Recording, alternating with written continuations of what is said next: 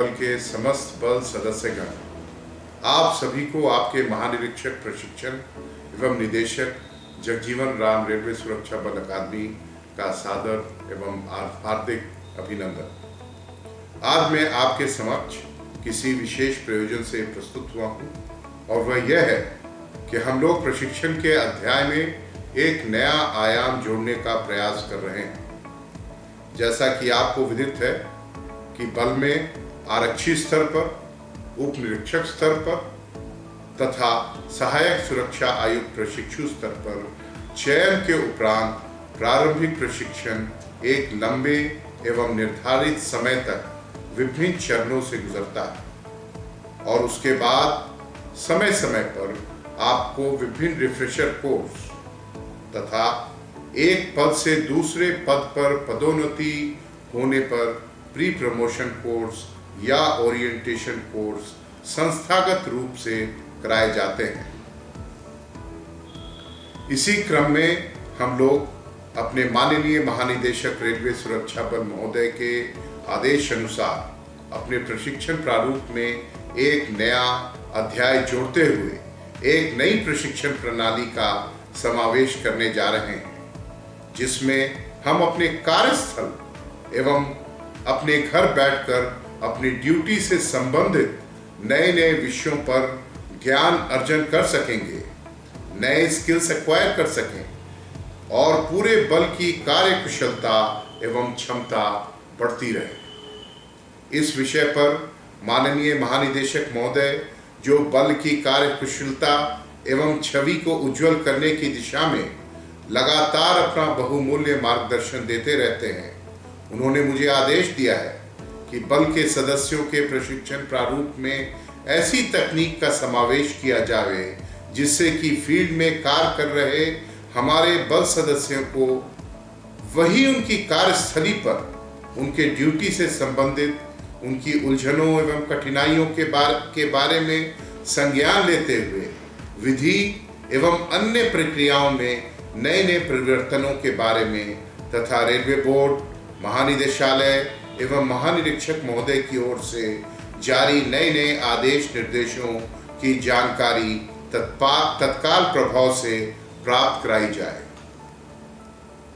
प्रशिक्षण की यह प्रक्रिया कुछ अलग है, लेकिन बहुत ही महत्वपूर्ण एवं वर्तमान परिवेश में इस नई तकनीक को ई लर्निंग के नाम से जाना जाता है और इस ई लर्निंग का एक महत्वपूर्ण पहलू है टाउन हॉल लेक्चर सीरीज। इस टाउन हॉल लेक्चर सीरीज के अंतर्गत हमारा प्रयास है कि हम किसी एक महत्वपूर्ण विषय वस्तु के संदर्भ में उसके एक्सपर्ट को साथ लेकर आपसे चर्चा एवं वार्तालाप कराएं और रोजमर्रा की ड्यूटी में आने वाली कठिनाइयों एवं दिक्कतों के संबंध में सुझाव एवं निवारण आपकी कार्यस्थली पर ही उपलब्ध करावें, जिससे कि आपकी कार्य प्रणाली और अधिक प्रभावी और सुचारू हो सके। इस प्रशिक्षण तकनीक में के अगले चरण में हम टू वे यानी पारस्परिक संवाद स्थापित करने की पहल करेंगे,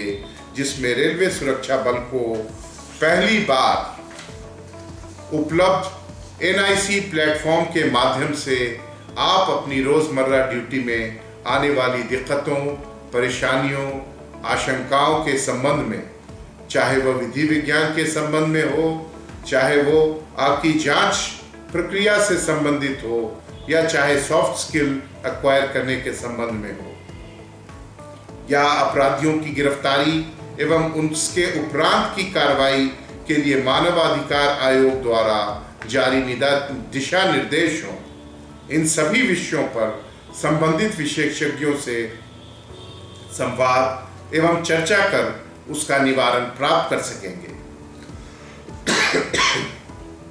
लेकिन अभी हम इस प्रक्रिया के प्रथम चरण में एक तरफा संवाद की शुरुआत करेंगे। इस क्रम में निर्धारित अंतराल पर हम लोग एक नया विषय लेकर NIC प्लेटफॉर्म के माध्यम से आपके पर्सनल डिवाइस जैसे कि आपका मोबाइल फोन, आपका लैपटॉप, आईपैड या अन्य किसी प्रकार के टैबलेट जिसका आप इस्तेमाल करते हैं उपस्थित होंगे तथा वक्तव्य आप सभी के लिए अपने कार्यस्थल पर ही बिना समय नष्ट किए हुए उपलब्ध हो सकेगा। अंत में मैं आप सभी को इस नई प्रशिक्षण प्रणाली ई लर्निंग के प्रथम चरण टाउन हॉल लेक्चर सीरीज के लिए हार्दिक शुभकामनाएं देता हूं और आशा करता हूं कि जो मेहनत हमारी टीम के सभी लोगों ने मिलकर किया है और जो फीडबैक फील्ड से आया है उस सभी का एक निचोड़ टाउन हॉल लेक्चर सीरीज के रूप में हम आपके सामने प्रस्तुत कर सकेंगे और धीरे धीरे यह सफलता की ओर बढ़ता जाएगा और आप सभी लोग और अधिक कार्यकुशल एवं लाभान्वित होंगे। एक बार पुनः सभी बल सदस्य गणों को मेरा हार्दिक अभिनंदन एवं मेरी शुभकामनाएं। Best of luck.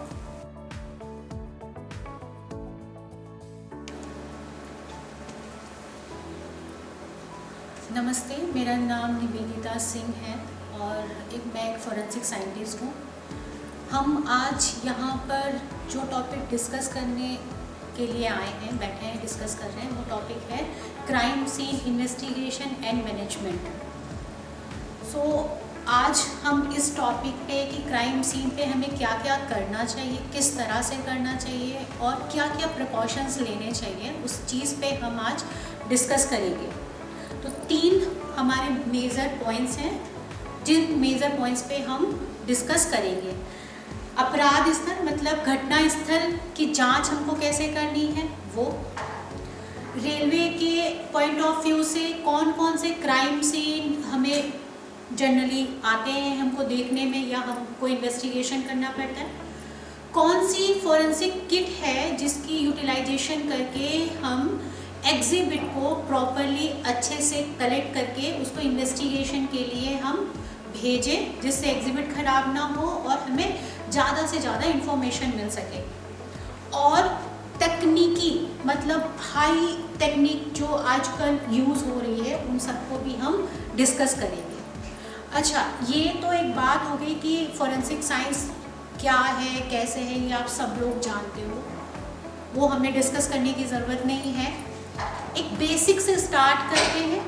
माइंड में ये मत रखिएगा कि मैडम आज तो पूरा साइंस पढ़ा देंगे हमें, मैथ, फिजिक्स, केमिस्ट्री, बायो, नहीं।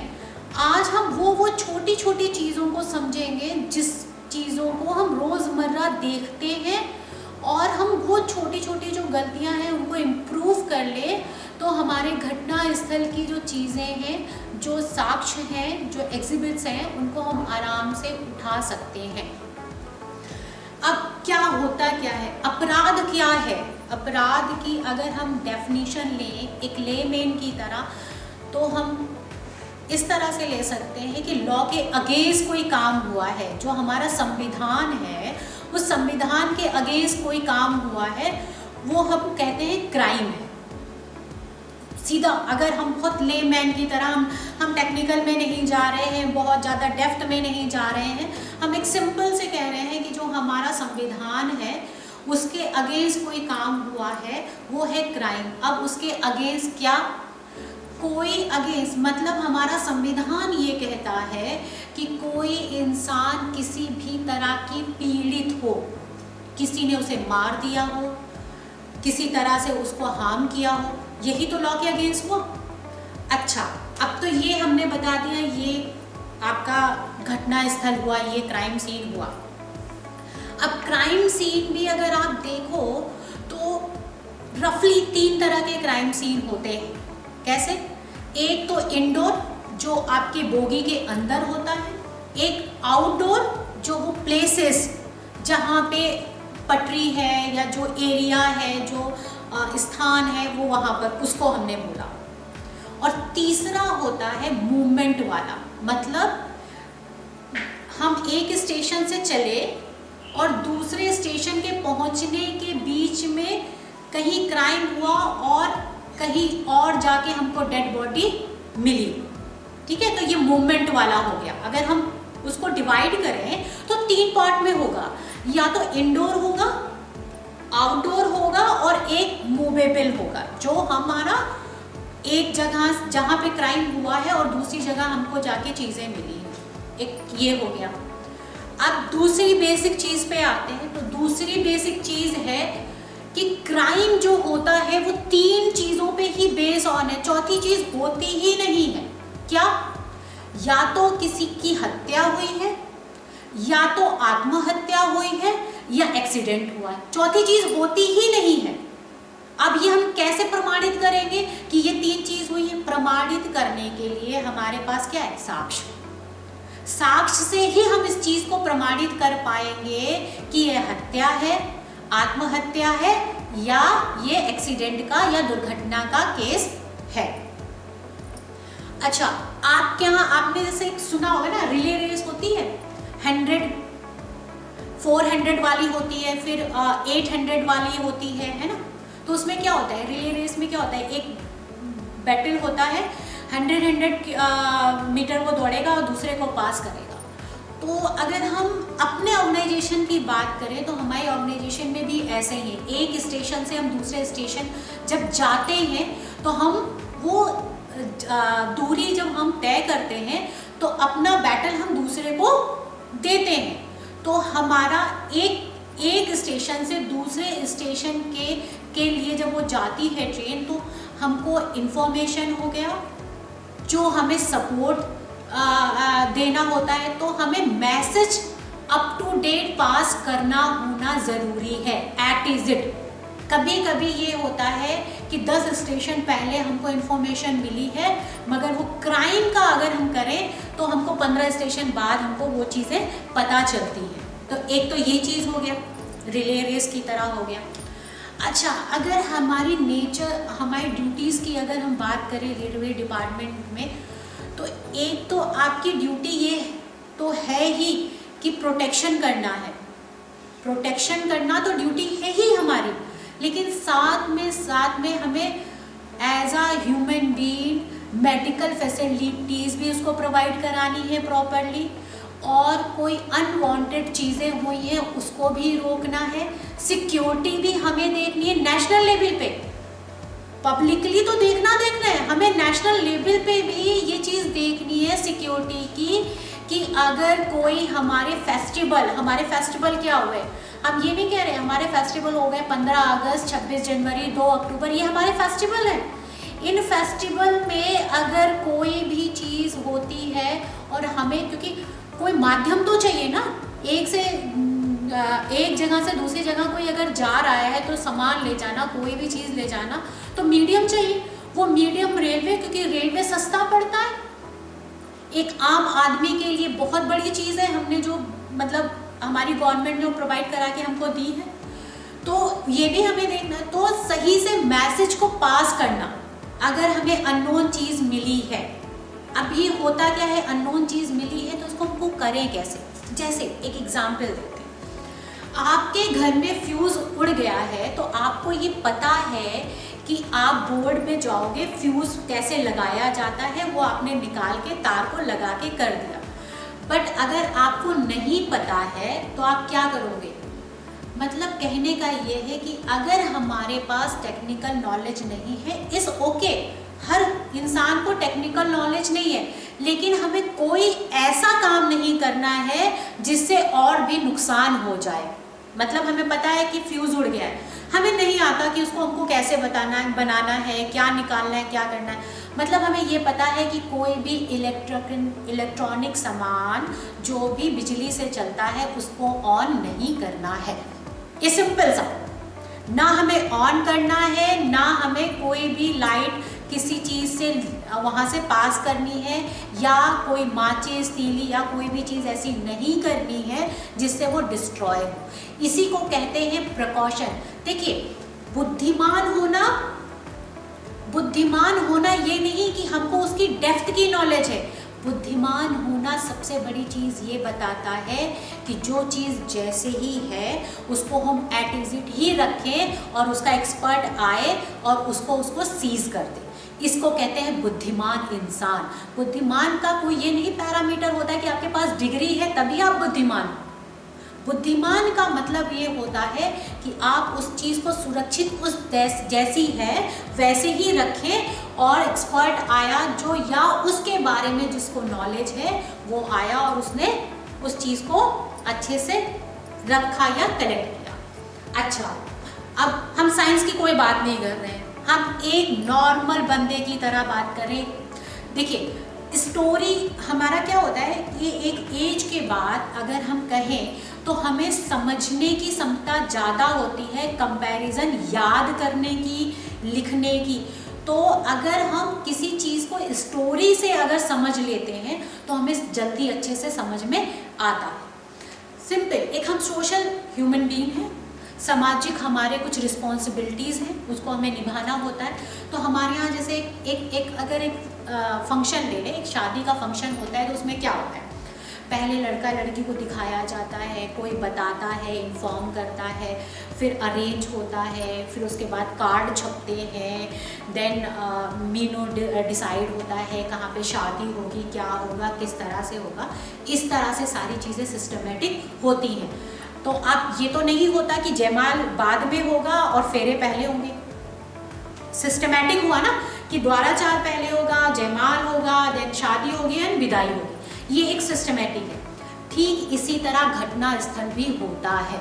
घटना स्थल में भी कोई चेंज नहीं। जैसे एक सिंपल एग्जाम्पल ले लीजिए, आप अपने घर में एंट्री करते हो, आप या ऑफिस में एंट्री करते हो, आपकी टेबल में पानी का गिलास राइट में रखा है और पेन के बॉक्सेस राइट में रखे हैं। अगर आया और उसने कुछ हिलाया और जगह कुछ चेंज हुई और आप आए तो आपने कहा यहाँ कुछ तो डिस्टरबेंस हुआ है। मतलब घटना स्थल का मतलब ये होता है कि यूनिफॉर्म चीज नहीं मिलेगी।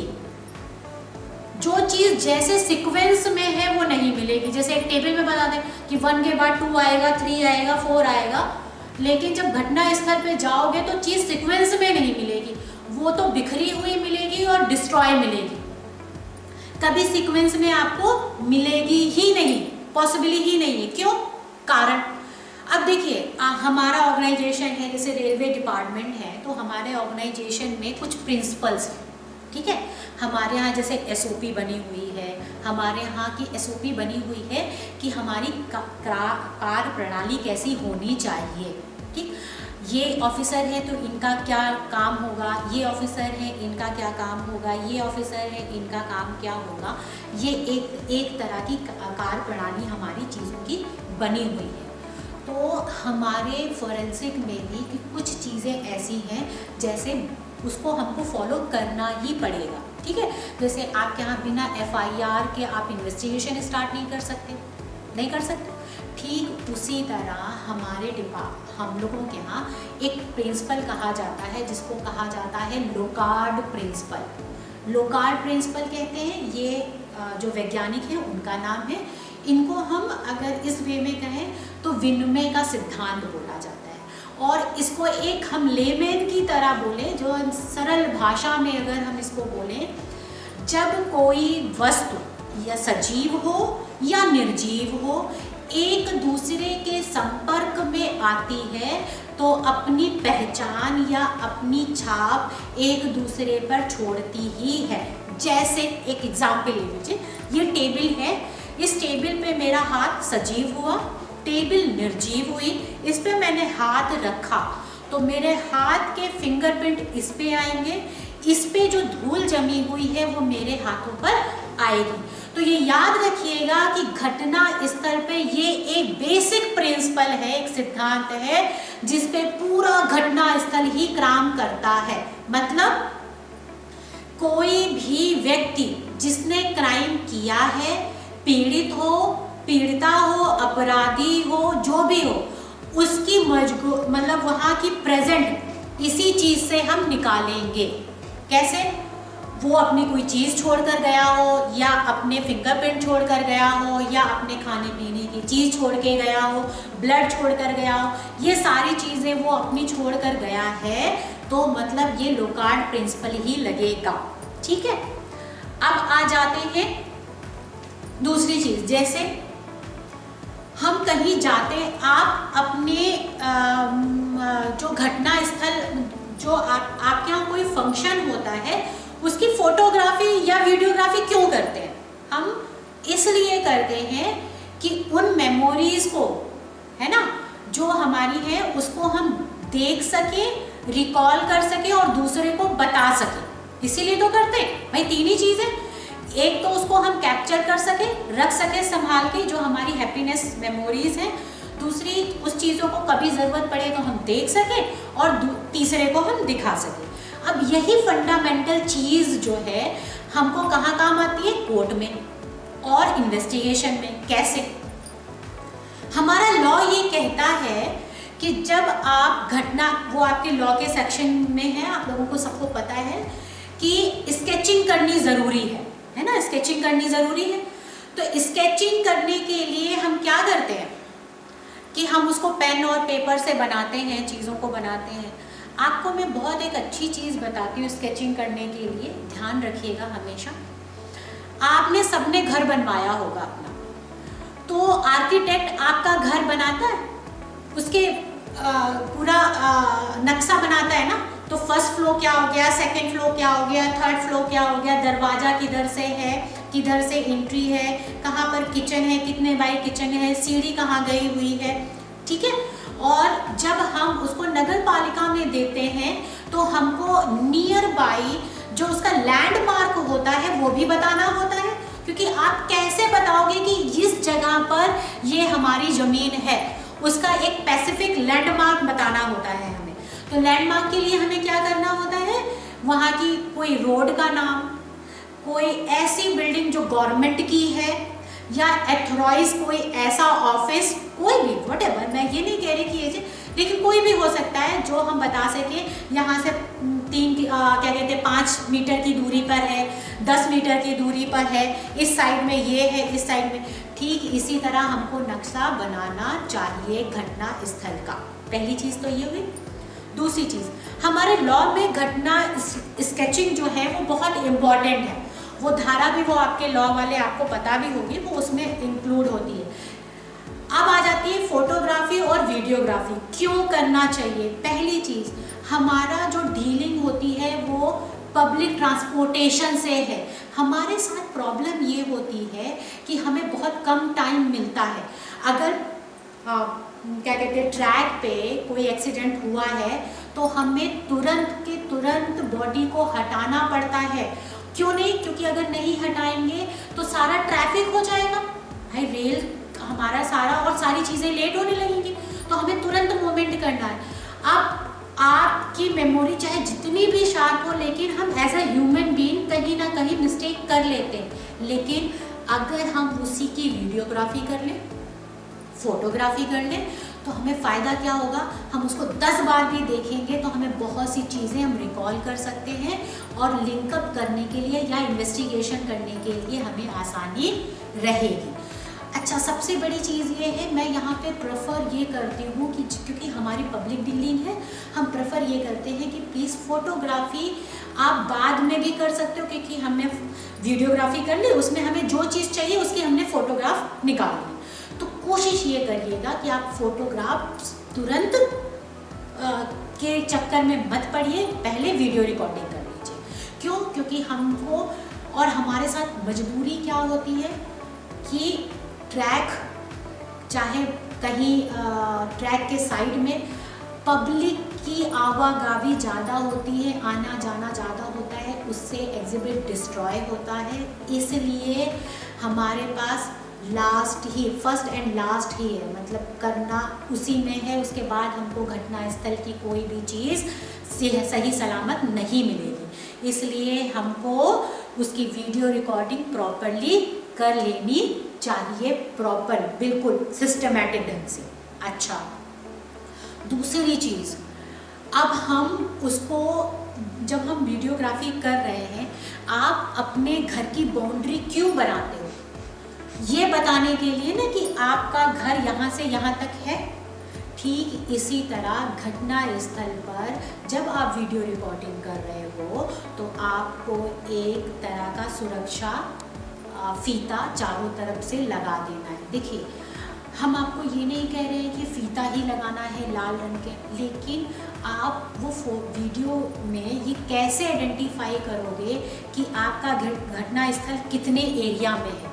तो आपके पास उस टाइम में कुछ नहीं है, आपके पास पत्थर तो पड़े रहते हैं ट्रैक में, उसकी एक लाइन बना दीजिए, ठीक है। कुछ नहीं मिल रहा है, खेत पास में अगर है तो हरी घास जो भी प्लांट लगे हुए हैं उससे, मतलब हमको जब ये वीडियोग्राफी बना रहे हैं तो हमको ये बताना ज़रूरी है कि ये मेरा घटना स्थल है, इसके बाद मेरा घटना स्थल नहीं है।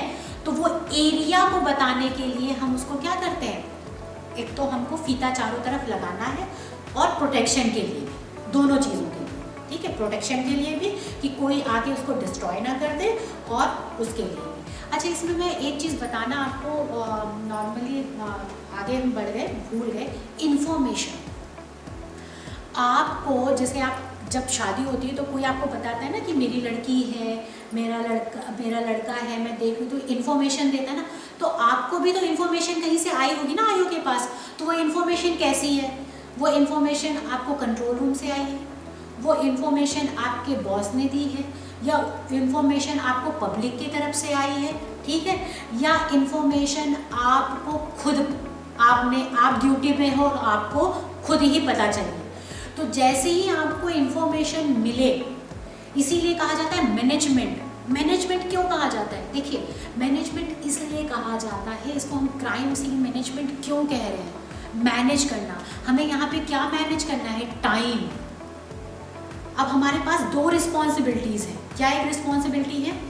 घटना स्थल पर जब हमें इंफॉर्मेशन आई, अब किसी भी तरह से इंफॉर्मेशन आई, आपने उसमें भरा कि हाँ इंफॉर्मेशन, जिसने भी आपको इंफॉर्मेशन दी है उससे 2-3 क्वेश्चन ज़रूर पूछिएगा। पहले कि क्या कोई मेडिकल इंजरी हुई है, मतलब कोई ऐसा हुआ है कि मेडिकल फैसिलिटीज़ चाहिए, तुरंत आप कंट्रोल रूम में फ़ोन करके कह दीजिए कि हमको मेडिकल फैसिलिटीज़ चाहिए, ठीक है। दूसरी चीज़ ये कि क्राइम कैसा है। देखिए, हम आपको बताएंगे एक टेक्निकल तरह बताएंगे कि हाँ इसको इस तरह से, जैसे पानी एक ले लेते हैं, अगर आप साइंस के लैंग्वेज में बात करेंगे तो हम कहेंगे H2O है, लेकिन एक नॉर्मल इंसान अगर वो बात करेगा तो कहेगा पानी है, ठीक है।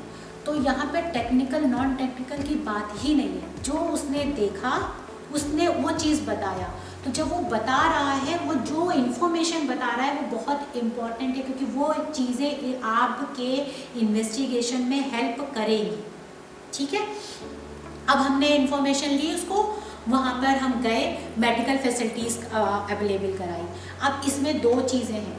देखिए, उसने क्राइम किया है नहीं किया, इसका क्या कहते हैं, जज करना ये हमारा काम नहीं है। जब वो केस जाएगा वो करेगा, हमारी ड्यूटी है उसको मेडिकल फैसिलिटीज़ दिलवानी। लेकिन जब हम उसको मेडिकल फैसिलिटीज़ के लिए ले जा रहे हैं तो ये याद रखिएगा कि पब्लिक के ऊपर मत छोड़िएगा। क्यों? क्योंकि अगर आपने किसी पब्लिक के ऊपर छोड़ दिया, ऐसा भी तो हो सकता है कि वो एग्जिबिट को डिस्ट्रॉय कर दे। इसलिए ये कभी भी मत करिएगा। कभी भी किसी भी इंसान को मेडिकल के लिए आप लेके जा रहे हैं तो कोशिश करिएगा कि आपके डिपार्टमेंट का कोई ना कोई बंदा एक होना ज़रूरी है, जिससे कोई भी साक्ष्य अगर उसके आसपास है तो वो ख़राब ना हो, या ब्लड लगा हुआ है, जैसे एक सिंपल सी बात कहें, अगर कहीं ब्लड लगा हुआ है और पानी डल गया वो तो डिस्ट्रॉय हो गया ना, या उसके पे हेयर लगा हुआ है, हेयर चला गया तो डिस्ट्रॉय हो गया, हमें नहीं मिला। तो हमें ये चीज़ें ध्यान रखनी है। तो मतलब कि ये पहले हमें इन्फॉर्मेशन मिली, दूसरी हमको उसको हमने एरिया को पूरा कवर किया, वीडियोग्राफी कर ली। अब हमारा चौथा आता है कि हमको साक्ष्य को कैसे देखना है। अब आप अपने घर में जब एंट्री करते हो तो क्या एंट्री करने पर डायरेक्ट सीधे आप किचन में चले जाते हो? नहीं ना। आप क्या करते हो? आप गेट से अंदर आते हो। गेट से आने के बाद अगर आपने गाड़ी ली है, गाड़ी आपकी है, तो आपने उसको पार्क किया जहाँ पर वो जगह है, पार्क करने के बाद आप लिविंग रूम में आते हो एंड देन लिविंग रूम में आप फिर उसके बाद डिसाइड करते हो कि आपको बेडरूम में जाना है या आपको किचन में जाना है या आपको वॉशरूम में जाना है। ठीक इसी तरह जब आप वीडियोग्राफी कर रहे हो तो आपको भी इसी तरह सिस्टमैटिक ढंग से वीडियोग्राफी करनी है, ठीक है ना। जैसे एंट्री कहाँ से कर रहे हैं, कहाँ से एंट्री हुई है, कहाँ कहाँ पे एक पैटर्न ले लीजिए। अब अगर हम टेक्निकल में जाएंगे तो बहुत ज़्यादा टेक्निकल हो जाएगा। एक थोड़ा सा आपसे मजाक करते हैं, सिंपल से लीजिए। आप पिज़्ज़ा खाते हो, आप पिज़्ज़ा गोल होता है, क्यों उसको हम कट करते हैं? इसलिए कट करते हैं कि गोल इतना बड़ा पिज़्ज़ा है, उसको हम खा नहीं सकते, इम्पॉसिबल, इसलिए हम उसको कट कर देते हैं। उसी एंगल में छोटे छोटे पैचेस लेकर हम क्या करेंगे, इन्वेस्टिगेशन करेंगे, जिससे हम अच्छे से घटना स्थल को देख सकें। जैसे एक सिंपल एक एग्जाम्पल और लीजिए, आप देखिए बर्फ़ी जमाते हैं, बर्फ़ी जमाने की पूरी जम जाती है, उसके बाद उसको स्लाइस में काट देते हैं, तो हमको उठाने में इजी रहता है, डिब्बे में पैक करने में इजी रहता है। ठीक इसी तरह घटना स्थल को जब हम उसको देख रहे होते हैं तो हमें हमेशा उसको छोटे छोटे, पहला फर्स्ट देख लिया, सेकंड देख लिया, थर्ड देख लिया। जैसे घर में हम टाइल्स लगाते हैं छोटे छोटे चकोर में, स्क्वायर में, है ना, तो उस तरह से हमने देख लिया, तो हमको उस तरह से फोटोग्राफी करनी है। हमारी फोटोग्राफी हो गई। अब हमारे फोटोग्राफी के बाद हमें क्या करना है, हमारी पूरी फोटोग्राफी हो गई। अब दूसरी चीज़ होती है हमारे घटना स्थल पे फोटोग्राफी में आप दो चीज़ों का ध्यान हमेशा रखिएगा। पहली चीज़ लाइट का और एंगल का, बेसिक लाइट और एंगल। अब हम लाइट और एंगल क्यों ऐसा कह रहे हैं, लाइट और एंगल इसलिए कह रहे हैं कि अगर आपने ऊपर से फोटोग्राफ लिया हुआ है, एक बॉक्स है, ऊपर से आपने फोटोग्राफ लिया हुआ है, तो रिमेनिंग जो उसके अलग अलग कोने हैं उसकी चीज़ें आपको पता नहीं चल पाएंगी। इसीलिए आप देखो सोशल मीडिया में आपने एक चीज़ देखी है ना, आजकल हम लोग बड़ा यूज़ करते हैं 360 180 डिग्री मूवमेंट यूज़ करते हैं, पिक्चर में हम लोग यूज़ कर रहे हैं ना। ठीक यही चीज़ हमको उसमें भी अप्लाई करनी है कि जिससे हम पूरी तरह से उसको हर तरह से मूवमेंट चारों तरफ से उसकी हमें पहले से फोटोग्राफ लेनी है। लाइट हमें क्यों इम्पोर्टेंट है, अगर हम लाइट, आप देखो आप अपने कैमरा से या आप अपने मोबाइल से फ़ोटोग्राफ्स लेते हो तो क्या होता है, जब आप फ़ोटोग्राफ्स लेते हो अंधेरा आता है तो वो चीज़ें आपको दिखती नहीं ना, तो इमेज हमें प्रॉपर दिखनी चाहिए। अच्छा, मैंने ये वीडियोग्राफी के लिए क्यों कहा है इसका रीज़न भी बता दूँ। देखिए, अगर आज के व्यवहार में देखिए बेसिक 6 कलर्स होते हैं, बेसिक 6 कलर्स होते हैं, लेकिन अगर आप देखिए बोलचाल आम मर्रा की ज़िंदगी में हम बोलचाल में क्या कहते हैं, अरे टमाटर की तरह लाल था, या फिर गाजर की तरह। अभी गाजर में भी देखिए तो बहुत से कलर्स आते हैं, एक थोड़ा लाइट कलर का, अभी कहेंगे कि थोड़ा सा डार्क कलर का आता है ना। अभी आप दूसरे कहते थे अरे वो चेरी कलर का, चेरी भी रेड है। अब हम कह रहे हैं कि हमने उसमें लिख दिया इंग्लिश रेड। इंग्लिश रेड क्या हो, इंग्लिश रेड में बहुत सी वेराइटीज़ हो गई हैं आपकी।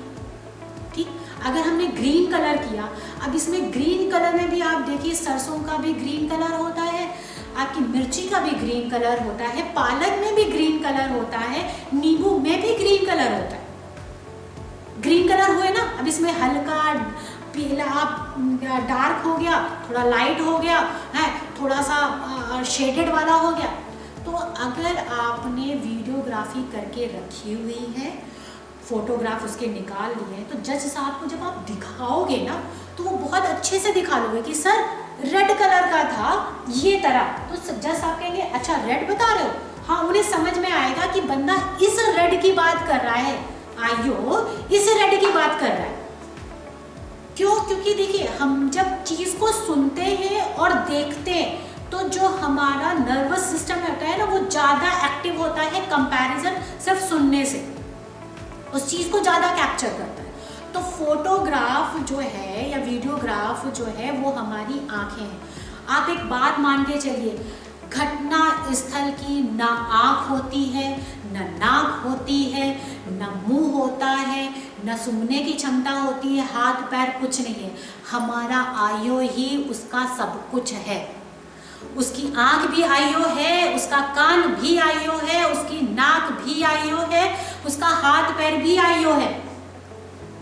घटना स्थल का आयो ही सब कुछ है उसका, क्योंकि वही जो बताता है जज साहब उसी के अकॉर्डिंग उसकी ही बात सुनते हैं और समझते हैं। और तब तो फोटोग्राफ हमको अपनी चीज़ों को प्रमाणित करने के लिए, क्योंकि कोर्ट क्या है, कोर्ट अंधा है, कोर्ट में पट्टी बंधी रहती है, तो उनको हमें चीज़ों को दिखाना, क्योंकि हम आयु हैं, हमारे पे भी क्वेश्चन मार्क है।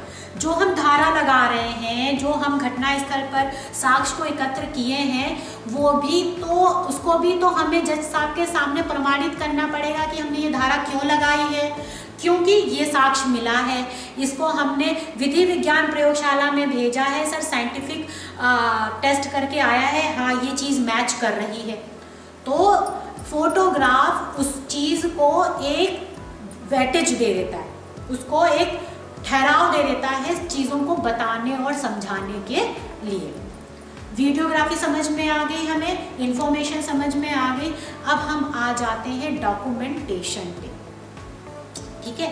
अब हम डॉक्यूमेंटेशन पे आते हैं। अब आप बहुत एक सिंपल से कहेंगे कि मैम क्या मैम आप साइंस की होगी ये चीज़ बता रहे हो, लेकिन आप समझिएगा, जब आप हम लोगों का न्यू सेशन स्टार्ट होता है बच्चों का, तो हम लोग क्या करते हैं, कवर लाते हैं, ब्राउन पेपर लाते हैं और नेम स्लिप लाते हैं। वो क्यों लाते हैं?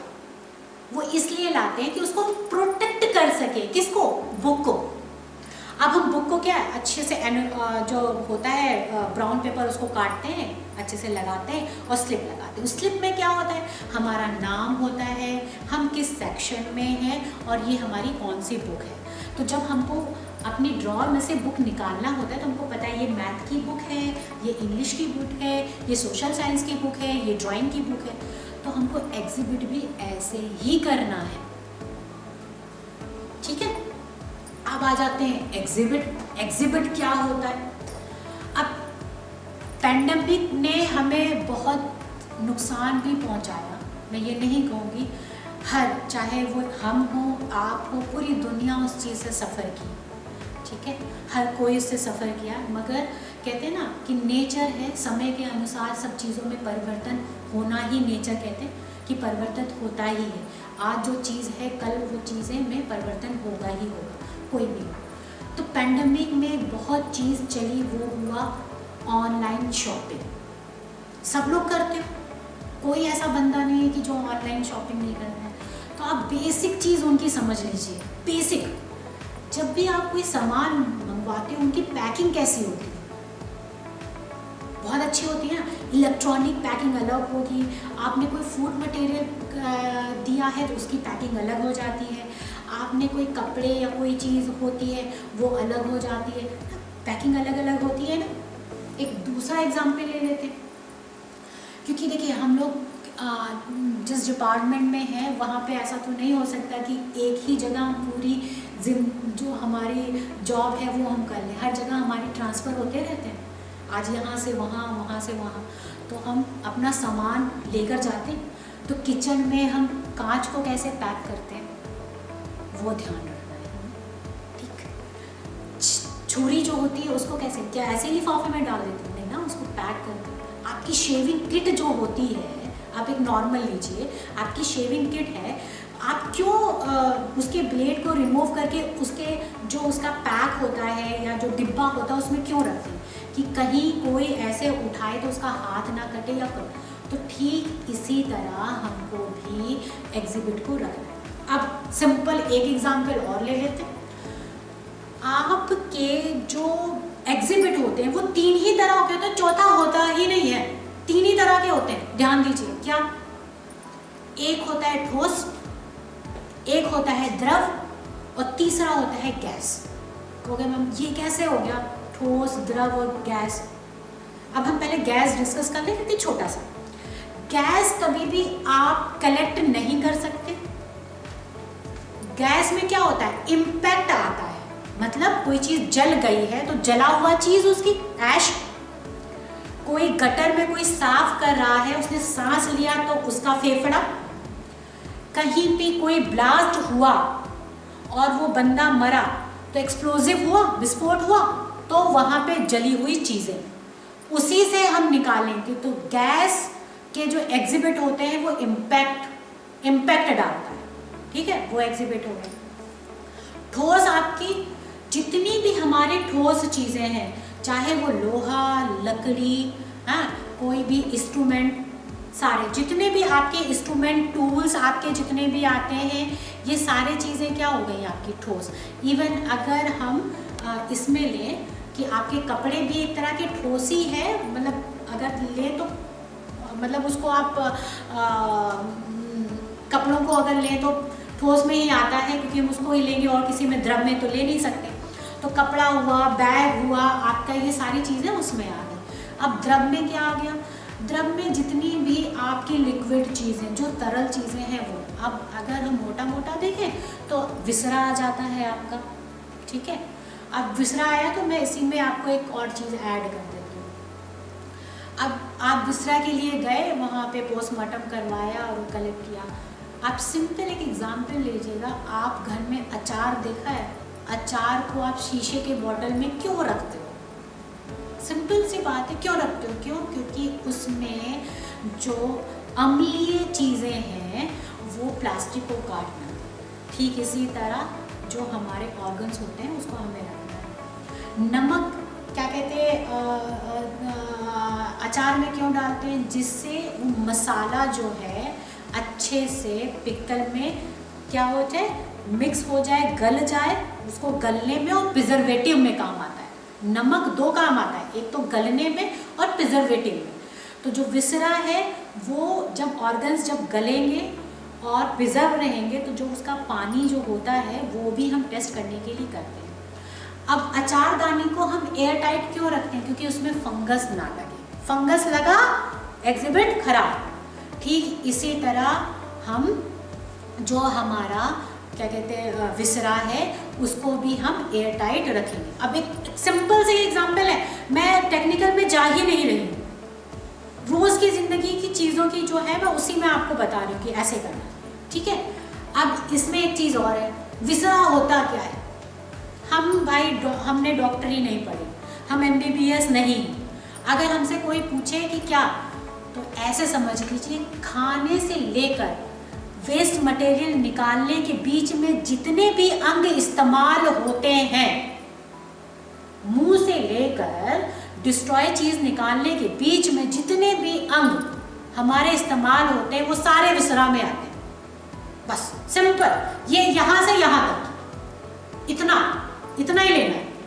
इसके बीच में जितनी भी चीज़ें, अब इसमें एक इम्पॉर्टेंट है, जैसे लोग ये कहते हैं कि मैडम खाने के मटेरियल में ही तो बस विसरा ले सकते हैं। नहीं, जैसे एक एक्सप्लोजिव की, जब मैं NIA में काम कर रही थी तो वहाँ पे एक्सप्लोजिव का और लैब में भी काम कर रही थी, तो जब भी कोई धमाका होता है या कोई जलने का, क्योंकि हमारे रेलवे डिपार्टमेंट में भी बोगियाँ जला दी जाती हैं। कभी हमारे जब फेस्टिवल, जो ये हमारे नेशनल लेवल के जो फेस्टिवल्स आते हैं उसमें क्या होता है कि विस्फोटक चीज़ें रखी जाती हैं तो वो जलती हैं, बर्न होती हैं। तो जब आप कोई चीज़ को इनहेल करोगे, ऑक्सीजन लिए हो, तो वो कहाँ आएगी? आपके फेफड़े में आएगी। इसलिए फेफड़ा, इसीलिए मैंने कहा यहाँ से लेकर यहाँ तक की जितनी भी आपकी चीज़ें हैं उन सबको हम विसरा में लेंगे। अच्छा, विसरा पैक करना हमने बता दिया। ठोस को पैक करने का तरीका क्या है? ठोस को पैक करने का हमारा सिंपल सा तरीका है कि ठोस को जब भी हम पैक करें, ऐसा पैक करें कि उसमें मूवमेंट ना हो, ठीक है, मूवमेंट ना हो।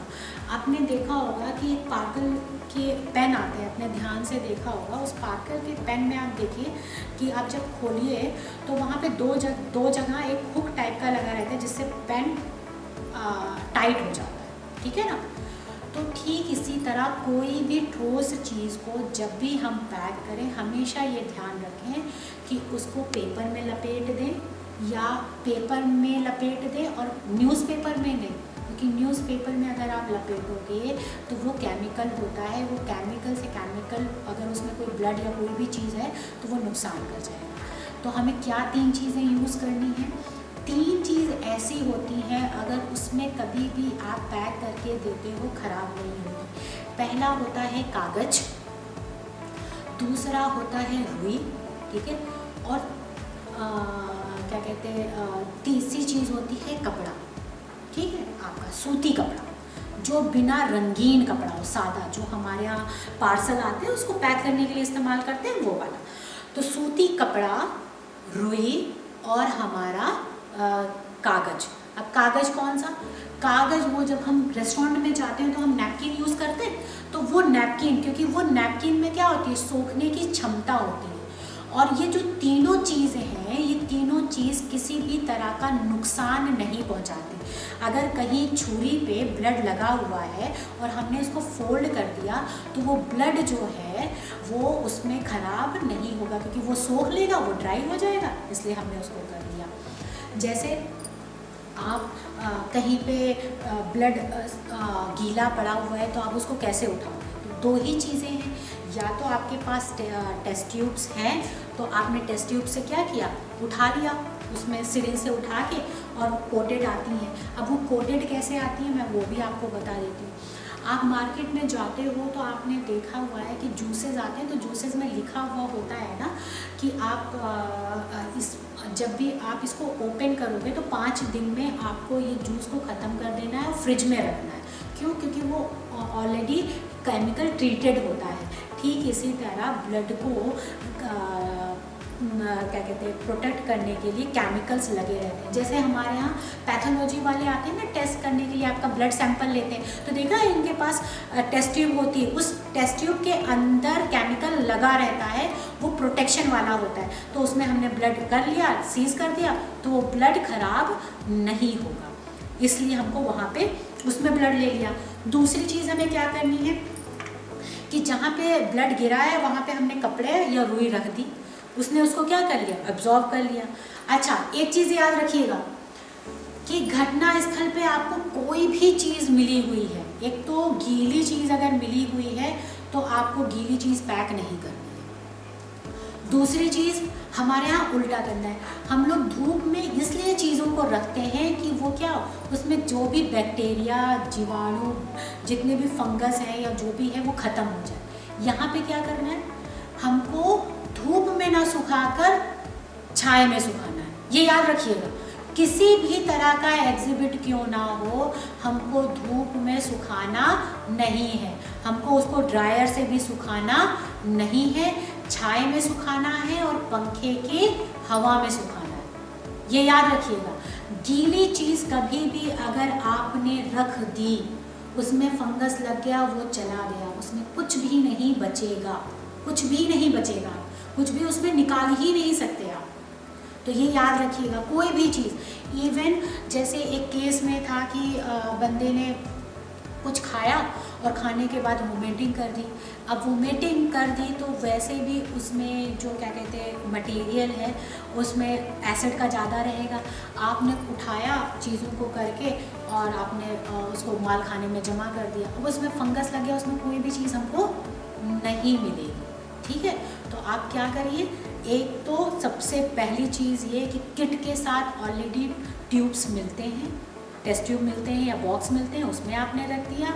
और नहीं तो सबसे सेफेस्ट तरीका है, आपको मैंने रुई, पेपर और कपड़ा बताया है, उस पर आप डाल लीजिए, वो सारी चीज़ उसको सोख लेगी, उसको ड्राई कर लीजिए और लिफाफे में। हाँ, एक चीज़ और मैं बताऊँगी, कभी भी कोई चीज़ डायरेक्ट पॉलीथीन में ना रखिए। हमारी गवर्नमेंट बार बार कहती जा रही है कि आप प्लीज़ पॉलीथीन का इस्तेमाल मत करिए। क्यों? क्योंकि पॉलीथीन भी क्या है, केमिकल है, और अगर आपने कोई भी चीज़ डायरेक्ट पॉलीथीन में रख दी तो वो क्या हो जाएगी, फंगस लग जाएगा, ख़राब हो जाएगी। इसलिए आपको पहले, सबसे पहले क्या, एग्जिबिट को लेना है, सुखाना है, छाया में सुखाना है, फिर उसको लिफाफे में या रुई में जैसे भी आपको फोल्ड करना है उसमें फोल्ड करिए और फिर उसको एनवलप में रखिए। अब जब भी आप उस एक, ये तो ये हो गया लिक्विड की चीज़ें हो गई, दूसरी चीज़, आप जैसे कोई भी आर्म्स की कोई भी चीज़ आपको मिलती है, आर्म्स की, ठीक है, कोई भी चीज़ अगर आर्म्स की मिलती है तो आर्म्स पे एक चीज़ का ध्यान रखिएगा। हमको खोखा मिला, हमें क्या कहते हैं बुलेट मिली, हमें छर्रे मिले, तो बुलेट, छर्रे या फिर खोखा या कोई भी चीज़, इसको कभी भी उठाने के टाइम पे आप ज़्यादा तेज पकड़कर मत रगड़िएगा, क्योंकि बुलेट में, छर्रे में, इसमें अगर आपने कॉटन से उठाया और ज़रा सा भी प्रेशर लगा तो उसके निशान भी उसमें आ जाते हैं। इसलिए कभी भी हमें ऐसा नहीं करना है। इस चीज़ का हमेशा चीज़ों का ध्यान रखिएगा। अब आ जाते हैं लेबलिंग, कि हम लेबलिंग कैसे कर रहे हैं। अच्छा, इसमें एक और चीज़ हम करते हैं आपको कि जब हम वीडियोग्राफी कर रहे होते हैं या फोटोग्राफी कर रहे होते हैं तो आप किसी म्यूज़ियम में जाइए, किसी म्यूज़ियम में जाइए और तो वहाँ पर क्या होता है, म्यूज़ियम में आप जाइए तो उसमें क्या नंबर्स पड़े होते हैं ना, या फिर आप किसी भी रेस्टोरेंट में जाइए तो क्या होता है, table number 1, table number 2, table number 3, ऐसे क्यों करते हैं? वो इसलिए करते हैं कि वेटर को ये पता चल पाए, क्योंकि वो तो आपको पहली बार देख रहा है, तो वो उसको ये पता चल पाए कि कौन से टेबल पे क्या ऑर्डर हुआ है। तो वो टेबल वाइज बिल बनाता है, टेबल वाइज आपके डिलीवरी लाता है। ये चीज़ें क्या है कि टेबल वाइज होनी ज़रूरी है। तो जब आप फोटोग्राफी कर रहे हो तो एक काम कर लो, हम लोगों ने भी किया था, क्या किया था, जो हमारे यहाँ कैलेंडर्स आते हैं उसमें नंबर्स लिखे होते हैं ना, 1 2 3 4 5 6, उसको हमने काट के और एक हार्ड बोर्ड पे लगा के, तो जब हम लोगों ने क्या कहते हैं फोटोग्राफी कर रहे थे तो हम लोग लिख देते थे 1 नंबर ये है, 2 नंबर का ये एग्जिबिट है, 3 नंबर, और तब हम फ़ोटो खींचते हैं, वीडियोग्राफी करते हैं। उससे क्या होता है कि हमें ये पता चल जाता है कि कौन सा एग्जिबिट कौन से नंबर का है। ये एक चीज़ हो गई। दूसरी चीज़ इसमें क्या करनी है, स्केलिंग कर लेनी है। जो चीज़ मैं आपको बता रही हूँ उसकी पीपीटी भी हमारे वेबसाइट पे अपलोड हम लोग कर देंगे, हमारा ऑर्गेनाइजेशन कर देगा, तो आप आराम से उसको देख लीजिएगा, ठीक है, जिससे आपको पता चल जाए जो मैं बात आपसे कह रही हूँ वो आपके समझ में और ज़्यादा से आएगी। अब उसकी स्केलिंग भी कर दी, नंबरिंग भी कर दी। अब हम जब पैक कर रहे होते हैं तो पैकिंग में आप छोटी छोटी चीज़ों का बहुत ध्यान रखिएगा। जैसे अब हम जब पैक कर रहे होते हैं तो उसमें क्या करते हैं, एक तो एग्जिबिट नंबर 1 कहाँ से मिला है, क्या है, उसकी पूरी डिटेल्स आप ज़रूर लिखिएगा, ठीक है, ज़रूर से ज़रूर लिखिएगा। हाँ, एक काम कर सकते हैं, मैं ये मान सकती हूँ, क्योंकि जहाँ पे घटना स्थल है वहाँ पे इतनी जल्दी रहती है कि हमको सारी एग्जिबिट को जल्दी जल्दी कलेक्ट करना रहता है, जल्दी जल्दी करना रहता है, लेकिन फिर भी मैं आपसे ये कहूँगी कि आप उसमें नंबरिंग डाल के एक अपनी हैंडराइटिंग में फटाफट एक नोट, शॉर्ट नोट ज़रूर लिख लीजिएगा, क्योंकि बाद में उसको अच्छे से डिस्क्राइब करने के लिए वो ज़रूर लिख लीजिएगा, ठीक है। अच्छा, वो आपने कर लिया। दूसरी चीज़, उसको अच्छे से पैक कर लिया। पैक करने के बाद आपको क्या करना है, पैक करने के बाद उसको सील करना है। आपने अच्छे से सील कर लिया। अच्छा, जो मैंने वीडियो रिकॉर्डिंग आपको करवाई थी, अब मैं फिर आपको पीछे ले जा रही हूँ। मैं बार बार वीडियो रिकॉर्डिंग पे क्यों आ जा रही हूँ, क्योंकि मैं कोई भी इंसान, चाहे एज अ ह्यूमन बीइंग, हम लोगों की एक आदत होती है कि हम वो काम तब करते हैं जब हमको ये पता चले कि उससे हमें बेनिफिट क्या मिलने वाला है, हमें क्या फ़ायदा होगा एज अ ह्यूमन बीइंग। तो अगर हम आयु हैं, अगर हमें ये पता चल जाए कि इससे ये बेनिफिट मिलेगा ना, तो वो काम हम ज़रूर करेंगे। तो हमने जो आपको नंबरिंग करवाई थी ना, ABCD या 1 2 3 4, तो जब आप वीडियो रिकॉर्डिंग को दोबारा देखोगे और उस पर स्केल भी रखा हुआ है, तो आपको लिखने में, एग्जिबिट को, साक्ष्य को डिस्क्राइब करने में दिक्कत नहीं होगी, क्योंकि हम लोगों का हमारे उसमें देके रखा है कि आप घटना स्थल पे ही साक्ष्य को क्या कहते हैं, पैक करिए, सील करिए और 2 गवाहों के सिग्नेचर करवाइए, है ना। लेकिन इतनी जल्दी ये काम करने पर कभी कभी हमसे कोई चीज़ छूट जाती है, तो वीडियोग्राफी में स्केलिंग और नंबरिंग रहेगी तो हम क्या कर लेंगे, उसको अच्छे से पूरा डिटेल्स में बाद में हम पेपर पे लिख सकते हैं। चीज़ दिखी, हम वहाँ पर गए और हमें पार्ट्स मिल गए। तो आजकल ड्रोन फॉरेंसिक भी बहुत अच्छा है और हमारे रेलवे डिपार्टमेंट ने इसको इंक्लूड भी कर दिया है। वो इस चीज़ से क्या कहते हैं, जब बहुत ज़्यादा वैसे ट्रैफिक या कोई चीज़ हो जाता है तो आजकल ड्रोन पुलिसिंग भी बहुत हो रही है, तो ये भी एक अच्छी चीज़ है।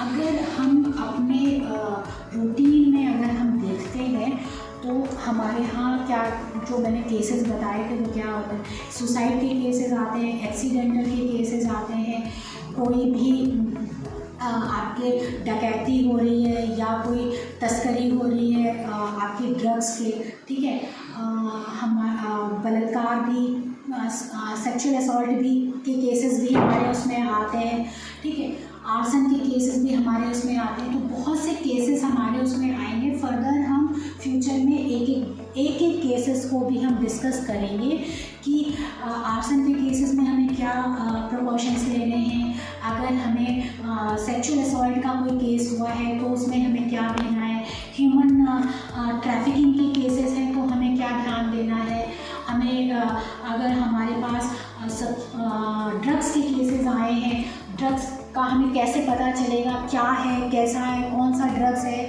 हम किस किस वे में उसको लेकर ट्रैवलिंग करते हैं। बहुत सी चीज़ें इसमें हैं जो हम फ्यूचर में आपके डिस्कस करेंगे, ठीक है। मैंने अपने पीपीटी में सुसाइड के केसेस का मैंने आपके में डिस्कस करके रखा है, मतलब फ़ोटोग्राफ्स लगा के रखा है कि क्या होता है, उसमें दिखाया है। जैसे आज मैं ओपन सोर्स क्या कहते हैं की बात कर रही हूँ, जिसमें दिखाया था कि 2 टीटी खड़े हुए थे और एकदम से लाइट क्या कहते हैं कनेक्शन कहीं से कटा या डिस्ट्रॉय और जलने लग गया और इलेक्ट्रिसिटी आने मतलब गिरने लगी नीचे। तो वो जो बर्निंग का गिरने लगा तो वो क्या हुआ, एक टीटी तो प्लेटफॉर्म की तरफ आ गया और जो दूसरा भागने की कोशिश किया तो क्या हुआ, प्लेटफॉर्म के एंड पे आ गया और एंड पे आने पर क्या हो गया, वो नीचे की तरफ गिर गया, पटरी की तरफ। तो अगर उधर से कोई गाड़ी आ रही हो तो ये एक्सीडेंट हुआ ना। ये भी एक केस और था, आप हम लोगों की ही कम्युनिटी का एक बंदा था जो मतलब रेलवे डिपार्टमेंट में, पुलिस डिपार्टमेंट का ही था, वो ड्यूटी पे थे और क्या हुआ, जब वो गेट बंद कर रहे थे, एक क्योंकि स्पीड में थी और उनका पैर फिसला और पैर फिसलने से क्या हुआ, वो गिर गए, है ना। तो जब गिर गए तो चोट आ गई और चोट आई तो उनकी डेथ हो गई। ऐसे ही एक केस था जिसमें ट्रेन रुकी नहीं और उन्होंने मतलब ट्रेन हम जो देख रहे होते हैं, नॉर्मल जो हम देख रहे होते हैं और जिस स्पीड में ट्रेन चल रही होती है उसमें बहुत अंतर होता है, ह्यूज डिफरेंस। जो स्पीड में ट्रेन चल रही है और हम देख रहे हैं, हमको लगता है कि स्पीड कम है, मगर ऐसा होता नहीं है।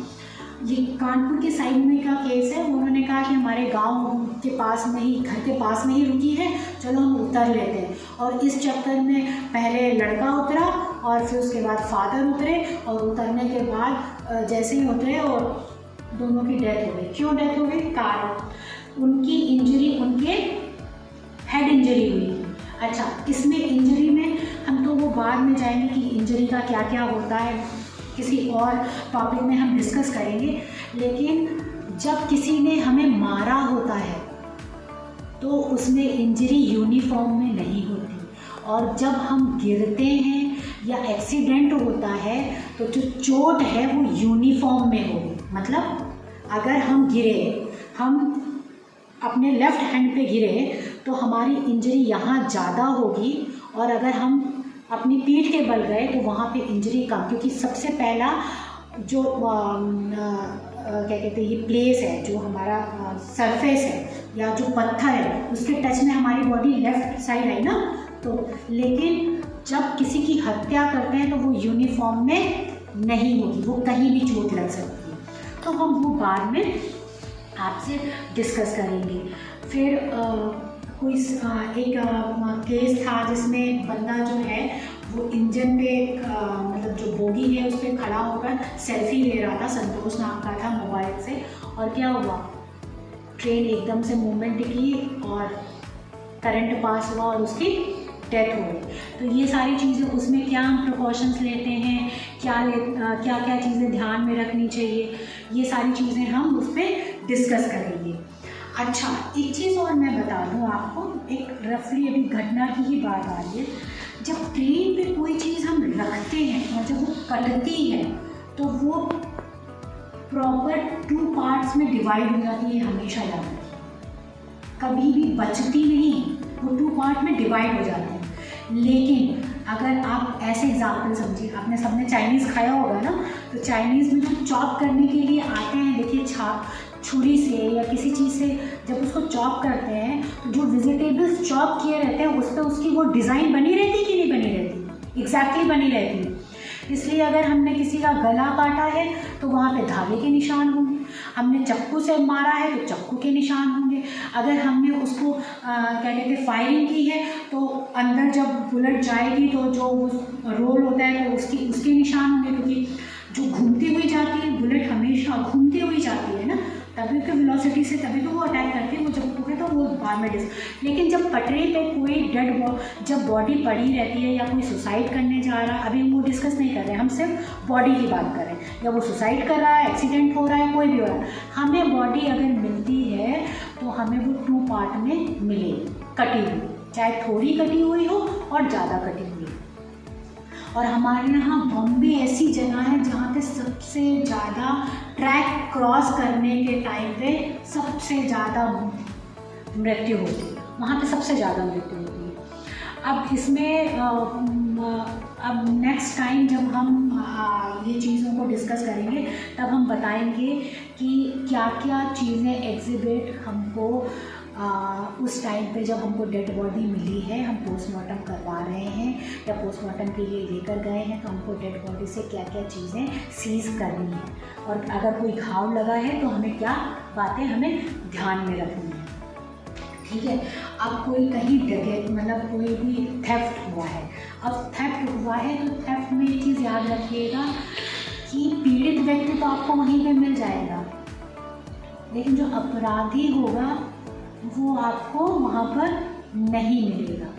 अब अपराधी की क्या चीज़ें मिल सकती हैं, एक तो पैटर्न, जिस तरह से वो जिस पैटर्न से वो क्राइम कर रहा है तो वो मिल जाएगी।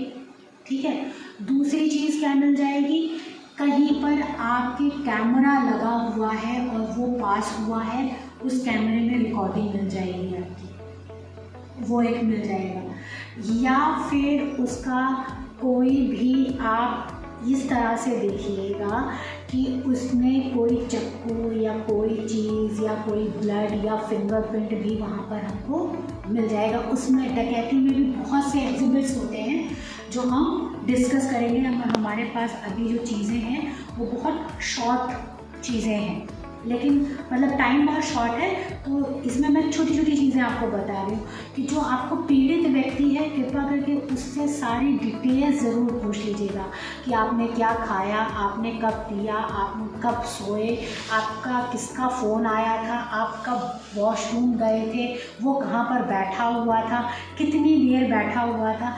ये सारी इन्फॉर्मेशन अगर आप लेते हैं तो आपको बहुत सी चीज़ें उसमें मिल जाएगी। नेक्स्ट टाइम जब हम फॉरेंसिक के पॉइंट ऑफ व्यू से आपसे डिस्कस करेंगे तो हम आपको ये बताएंगे कि क्या क्या एग्जिबिट हमको वहाँ पर लेने चाहिए उस टाइम पे।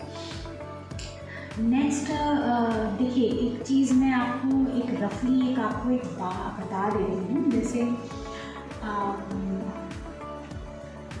ब्लड होता है, आप देखिए सेक्सुअल असॉल्ट का एक केस था, रेलवे डिपार्टमेंट का ही सेक्सुअल असॉल्ट का एक केस था, जिसमें हुआ ये था कि